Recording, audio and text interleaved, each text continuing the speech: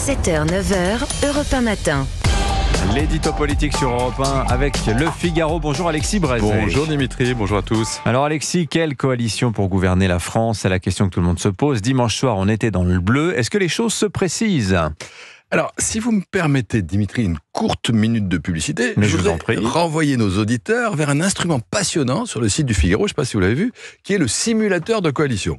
On a un hémicycle, des petits boutons de couleur pour chacun des partis, on appuie sur les uns, les autres, et le simulateur calcule et nous dit si on atteint ou non la barre fatidique des 289 sièges, celle de la majorité absolue. C'est amusant et c'est très intéressant. Et que voit-on en testant les différentes coalitions possibles? Qu'Emmanuel Macron, en gros, a 3 types de possibilités pour construire une majorité. La première, celle qui lui plairait le plus, c'est une coalition allant des PS au LR. Avec les divers droites, ça fait 310 sièges, donc ça marche. Le problème, il y en a 2, c'est que, les socialistes d'Olivier Faure ont dit que jamais ils ne gouverneraient avec la droite, et 2, que les LR, sous l'influence de Laurent Wauquiez, ont fait savoir qu'il n'était pour eux pas question de se compromettre avec les socialistes, ni même avec Emmanuel Macron. Donc, pas d'espoir du côté droit. Du côté gauche, en revanche, il y a 2 solutions. Soit le grand accord de coalition avec le nouveau Front populaire, qui irait de LFI inclus aux macronistes. 331 sièges, ça c'est du béton. Mais Emmanuel Macron, fort heureusement, a explicitement écarté cette possibilité, dont Jean-Luc Mélenchon d'ailleurs ne veut pas non plus.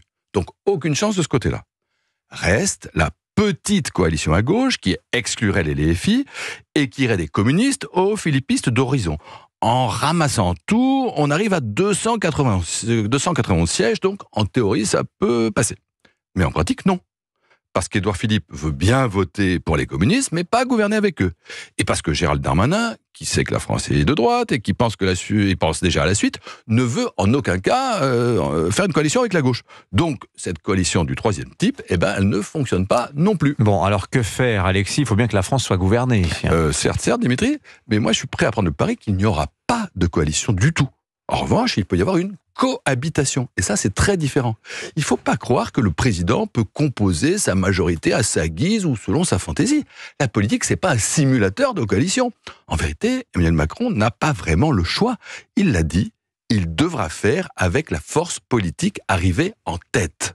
Et la force politique arrivée en tête, pour l'heure, même si Gérald Darmanin voudrait bien apporter quelques LR à Macron pour passer devant la gauche, la force politique arrivée en tête, c'est le nouveau Front populaire, qui, si rien ne change, devrait donc, logiquement, imposer son candidat pour Matignon. Alors on nous dit, mais les mélenchonistes, les communistes, les écologistes, les socialistes ne pourront pas se mettre d'accord. Mais je n'en crois rien.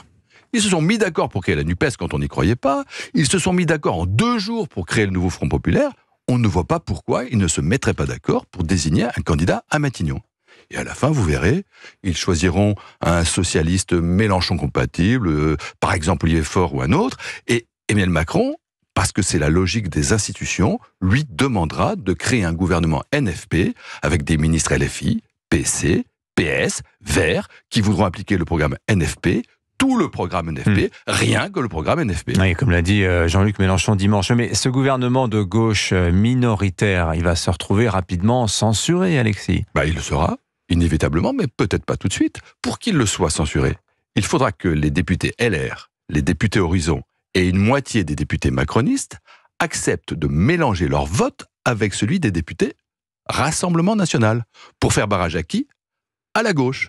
Après la semaine que nous venons de vivre, avouez que ça ne manquerait pas de sel.